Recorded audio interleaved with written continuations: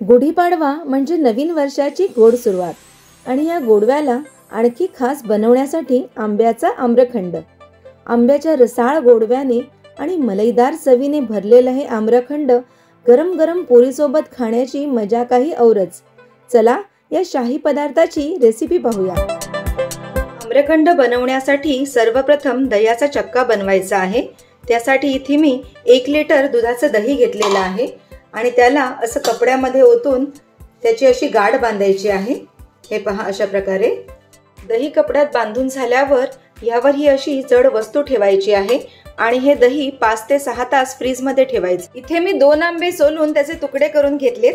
त्याची आता मिक्सर मध्ये छान प्युरे करून घ्यायची आहे. आंब्याची प्युरे मी कढईत काढून घेतलेली आहे. याच्यामध्ये आता पाऊण कप साखर घालायची.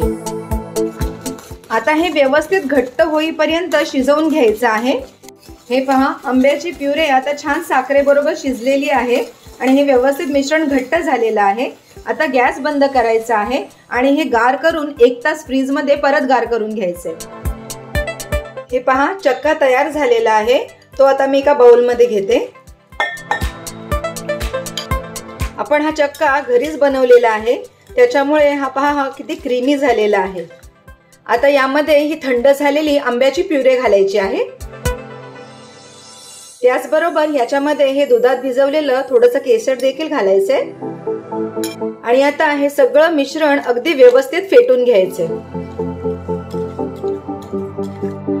हे पहा, आम्रखंड छान फेटून झालेला आहे आणि याला किती छान स्मूथ टेक्स्चर आले तुम्ही पाहू शकता आणि आंब्याचा नॅचरल येलो कलर किती छान आलेला आहे.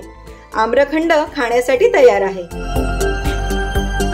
तर मंडळी, हे होतं गुढीपाडवा स्पेशल घरच्या घरी बनवलेलं बाजारापेक्षाही चविष्ट आणि नैसर्गिक आम्रखंड.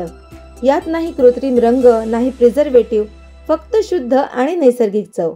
आता बाजारातून आम्रखंड आणायची गरज नाही. घरीच बनवा आणि गुढीपाडव्याचा आनंद द्विगुणित करा. धन्यवाद.